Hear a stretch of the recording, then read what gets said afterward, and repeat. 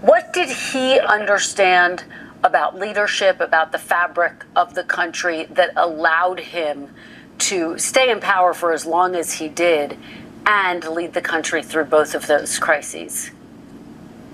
Yeah, it is an extraordinary thing because there's such different crises that he had to show different styles of leadership, I think, for each one. Most importantly, I think when the Depression came, the country was paralyzed.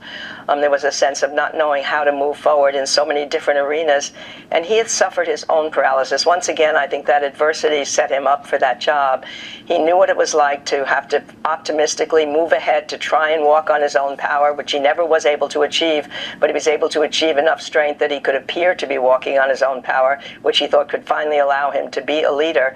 And at the same time, he comes into the inaugural, right before he gives his inaugural address, somebody says to him, you know, if your program works, the one you did in New York State, you'll be one of the great presidents. If it fails, you'll be one of the worst presidents. And then he said, no, I'll be the last American president. That's how fragile the democracy was at that time. But he gives that inaugural address, and what he does, understanding from his own point of view that you have to understand the realities of the moment of his own paralysis, but what you can optimistically hope for the future.